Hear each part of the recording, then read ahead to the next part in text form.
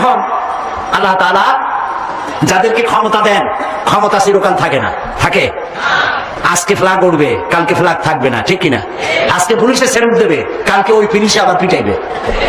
স্বরাষ্ট্রমন্ত্রী আমার দেশে যা হইল, মন্ত্রিত্ব যখন থাকে না, পিটান দিয়ে কেউ বাঁচতে পারে না, ওই পুলিশই পিটাইছে। যারা স্যালুট করে, ওই যে আমি বলছি না যে স্যালুটের কায়দাই ভিন্ন, স্যালুট দেয় হাত দিয়া, আবার পাও দিয়া বুটে বুটে বাড়ি ওকে ঠাস করে একটা বাড়ি দিয়ে দেয়। মন্ত্রীকে বুঝায় দেয়, মন্ত্রী সাহেব হুঁশিয়ার থাকবেন, কিন্তু আমরা আপনাদের চাইতে অনেক ছোট, কিন্তু হুঁশিয়ার থাকবেন, যতদিন আছে কিন্তু বেকার করবেন। কোন কোন প্রকল্পের কত টাকা মারছেন, কেরামন কাতিমিন আছে, হিসাবে লিখিত হয়। পরবর্তী সরকার এসে রাশ করে বাইর করে, সেই সময় কিন্তু হাত দিয়া না, পাও দিয়ে দেব। কাজে যারা ক্ষমতায় থাকেন তাদেরকে সতর্ক হতে হবে। তারা জনগণের পয়সা, তাদের বউয়ের শাড়ি কেনা পয়সা হয়, তাদের গাড়ির চাকা ভরে জনগণের ধর্মাত্ম পয়সা দিয়া তেল কিনা, সেই দিয়া তাদের গাড়ির চাকা করে, ঠিক কিনা? সচিব হন, ডিসি হন, এসপি হন, ম্যাজিস্ট্রেট হন, মন্ত্রী হন, এমপি হন, প্রত্যেক ব্যক্তি জনগণের খাদিম, জনগণের কেনা গোলাম। জনগণ তাদেরকে পয়সা দেয়, কোনো সন্দেহ আছে? সেই জন্য যারা ক্ষমতায় থাকেন তার পরিচয়ের মধ্যে আল্লাহর ভয় করতে হবে সব থেকে বেশি। কত টাকা বেতন আর খান কত টাকা, মারতেছেন কত টাকা, আল্লাহ খুব ভালোভাবে দেখতেছেন। দেখতেছেন কিনা বলেন, দেখতেছেন কিনা? আল্লাহ পাক দেখছেন। এই জন্য আমাদের আদর্শ হলো কোরআন আর হাদিস, আর হলো সাহাবায়ে কেরাম। হযরত ওমর রাদিয়াল্লাহু তাআলা আনহু মুসলিম জাহানের খলিফা, অর্ধেকটা পৃথিবীর বাদশা, রাতের বেলায় ঘুরছেন, দেখতে পেলেন একটি ঘরের মধ্যে একটি লোক ঢোকে বের হয়, ঢোকে বের হয়। তিনি চিন্তা করলেন কারণ কি, কাছে গিয়ে দেখলেন লোকটা খুব পেরেশান, ঘাম বেড়ে গেছে। ভাই তুমি এরকম বারবার ঘরের মধ্যে যাওয়ার বাইরে এত রাত্রে কি অসুবিধা? লোকটি বলছে, পথিক আমি তো এত বড় বিপদে কখনো পড়ি নাই। কি বিপদ? বললো যে আমার স্ত্রী আসন্ন প্রসবা, এখনই ডেলিভারি হবে, ঘরে কোনো লোক নাই, আর এই বিষয়ে আমি কিছুই জানি না। আমি আমার প্রাণাধিক স্ত্রী এই বিপদের সময় কিচ্ছু করতে পারতেছি না, আমি তো মরিয়া হয়ে যাচ্ছি। হযরত ওমর বললেন, ভাই অপেক্ষা করো, দেখি তোমার কোনো উপকার করতে পারি নাকি। তিনি দৌড়ালেন, কিছুক্ষণ পরে একটি মেয়ে লোক নিয়ে আসলেন, বললেন ভাই তুমি বাইরে দাঁড়াও। বাড়িওয়ালাকে বললেন বাইরে দাঁড়াও। মেয়ে লোকটিকে ভিতরে ঢুকাই দিলেন।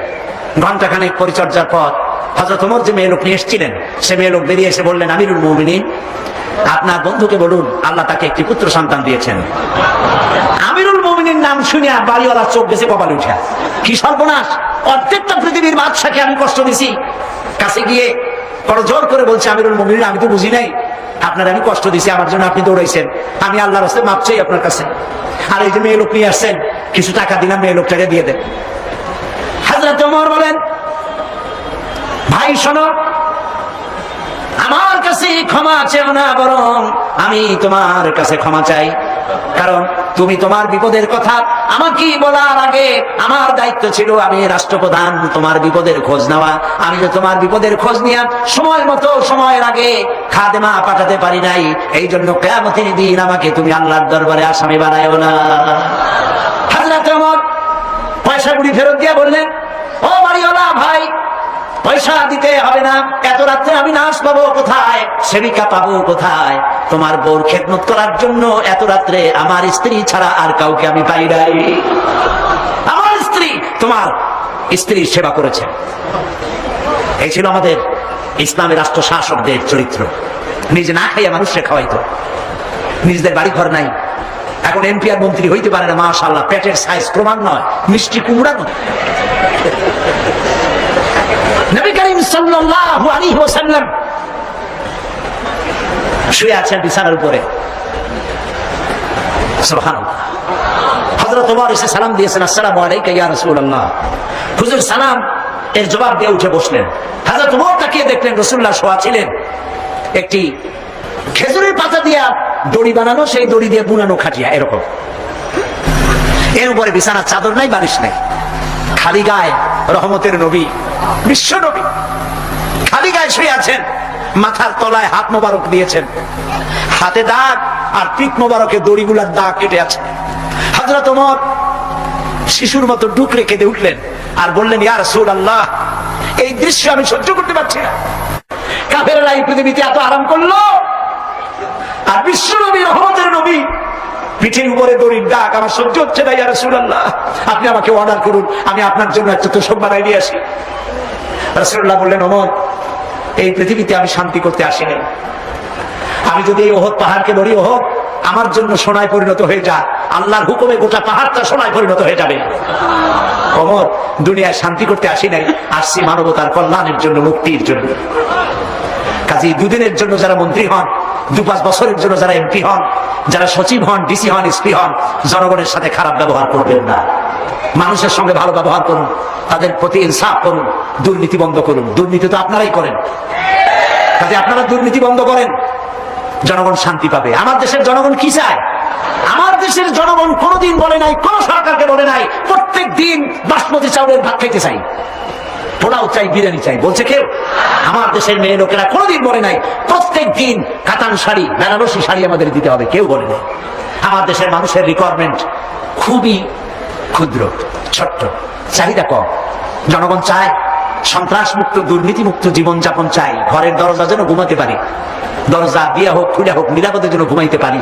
আমার মেয়েটা কলেজে যাবে, বিশ্ববিদ্যালয়ে যাবে, আমি যেন আমার মেয়েটাকে সম্ভ্রম সতীত্ব অবস্থায়, পবিত্র অবস্থায় আমার ঘরে ফিরে পাই। কম দামে কাপড়, খাদ্যদ্রব্য যেন কিনতে পাই, এইটুকুন দাবি, ঠিক কিনা বলে? এর থেকে বেশি কিছু দাবি করছেন আপনারা? কিন্তু বিশ্বাস করুন, এই দাবিটুকুন পূরণ করতে গেলে কোরআনের শাসন ছাড়া এই দাবিও পূরণ করার কারণ না। সেজন্য আজ ক্ষমতাসীন যারা ক্ষমতায় আছেন, সরকারের ভাতা গ্রহণ করছেন, জনগণের উপর ইনসাফ করুন, দুর্নীতি বন্ধ করুন, কামাই রোজগার একটু কমায় দেন, হারাম খাবার কমান।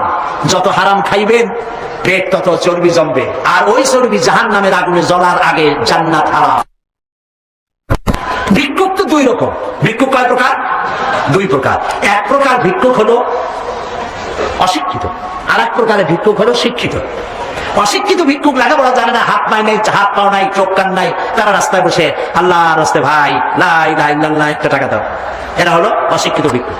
আর শিক্ষিত ভিক্ষুক চেয়ারে বসে, সরকারের চেয়ারে বসে চাকরি নাম করে যারা কোটি কোটি টাকা খায়, এরা হচ্ছে অশিক্ষিত ভিক্ষুক। শিক্ষিত ভিক্ষুক মানুষের পিঠের উপরে রিভলভার ঠেকাইয়া যারা চাঁদাবাজি করে, তারা যেমন সন্ত্রাসী, যেসব অফিসার ফাইল আটকাইয়া টাকা খায় তারাও সন্ত্রাসী। সুতরাং এই সন্ত্রাস থেকে, দুর্নীতি থেকে জাতিকে মুক্ত করতে কোরআনের শাসন ছাড়া আর কোনো বিকল্প নাই। আর একটি কথা বলি, মোনাজাতের দিকে যাব। আর মোনাজাতের জন্য আবেদন জানাই প্রত্যেক দিনের মতো, দাঁড়ানো ভাইরা কয়েক সেকেন্ডের মধ্যে বসে পড়ে, কয়েক সেকেন্ড, 1 মিনিটও বলিনি, দাঁড়ানো ভাই আবার বসেন। আমি কিন্তু দেখতে পাচ্ছি আলহামদুলিল্লাহ আমার চোখ ভালো কাজ করে, আলহামদুলিল্লাহ। ডায়াবেটিসে আমার যদ্দূর ক্ষতি করছে, চোখে ক্ষতি করে নেই, আলহামদুলিল্লাহ। 16 বছর আগে যে চশমা নিয়েছি, এই চশমা এখনো ব্যবহার করি, লেন্স পাল্টাতে হয়নি, আলহামদুলিল্লাহ।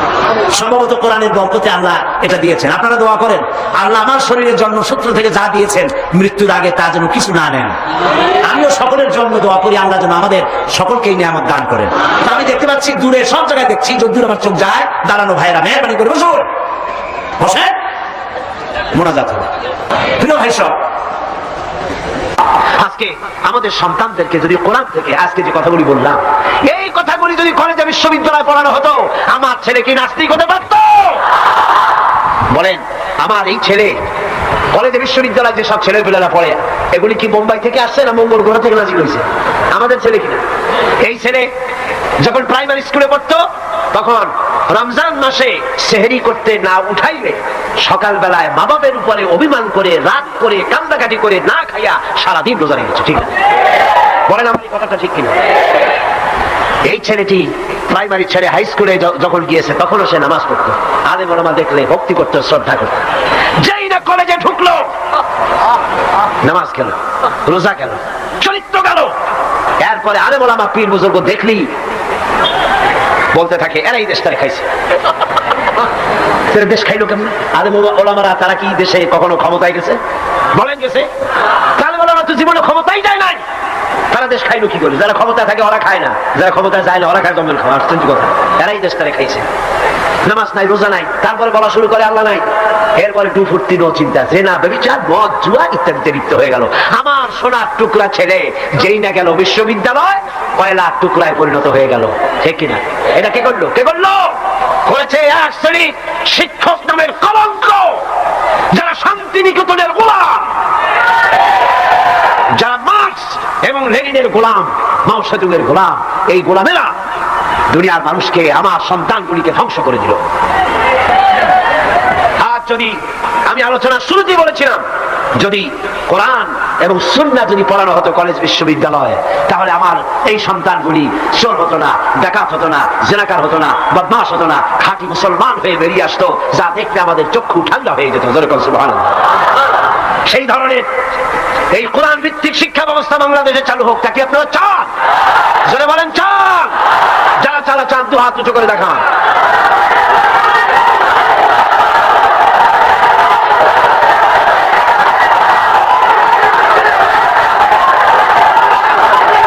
বসুন বসুন, হাত তুলতে বলেছি, মাথা তো তুলতে বলিনি।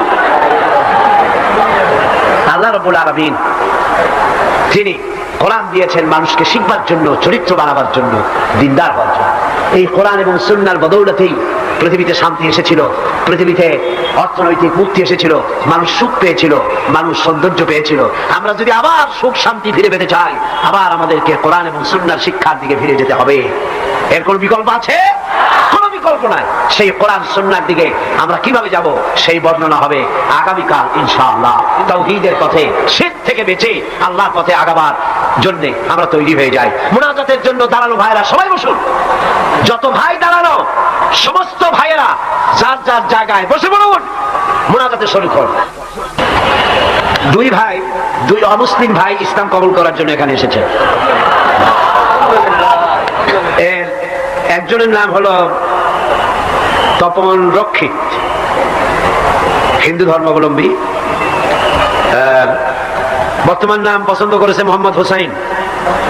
আর একজনের নাম শ্রী দীপক চন্দ্র হাওলাদার, এও হিন্দু ধর্মের অনুসারী। বর্তমান নাম পছন্দ করেছে মোহাম্মদ ওমর ফারুক। মাশাআল্লাহ। লা ইলাহা ইল্লাল্লাহু মুহাম্মাদুর রাসূলুল্লাহ। আল্লাহ ছাড়া কোন ইলাহ নাই, মাবুদ নাই, উপাস্য নাই, তিনি এক, তিনি একক। মুহাম্মদ সাল্লাল্লাহু আলাইহি ওয়াসাল্লাম আল্লাহ প্রেরিত রাসূল। জোরে বলো, আশহাদু আল্লা ইলাহা ইল্লাল্লাহু ওয়াহদাহু লা শারীকা লাহু ওয়া আশহাদু আন্না মুহাম্মাদান আবদুহু ওয়া রাসূলুহু। আমি সাক্ষ্য দিচ্ছি আল্লাহ ছাড়া কোনো ইলাহ নাই, মাবুদ নাই, উপাস্য নাই, তিনি এক, তিনি একক, তার কোনো অংশীদার নাই। আমি সাক্ষ্য দিচ্ছি মুহাম্মদ সাল্লাল্লাহু আলাইহি ওয়াসাল্লাম আল্লাহর প্রেরিত রাসূল এবং তার বান্দা। সকলকে বলো আসসালামু আলাইকুম। এই দুই তরুণ যুবক একটু আগে মুশরিক ছিল, এখন তারা আমাদের তাওহীদি ভাই। এবং আজকের মাহফিলে ছোট্ট বাচ্চারা যেভাবে মাসুম, এই দুজনও সেইভাবে নিষ্পাপ, বেগুনাহ, মাসুম ঘোষণা করেছেন রাসূল করিম সাল্লাল্লাহু আলাইহি ওয়াসাল্লাম। অর্থাৎ অমুসলিম যখন ইসলাম কবুল করে, মুখে উচ্চারণ করে, মনে প্রাণে বিশ্বাস করে কালেমায়ে তাইয়্যিবা এবং কালেমায়ে শাহাদাত উচ্চারণ করে, জিন্দেগীর সমস্ত গুনাহ থেকে আল্লাহ পাক মাফ করে দেন। সুতরাং আমি তাদেরকে বুকের সাথে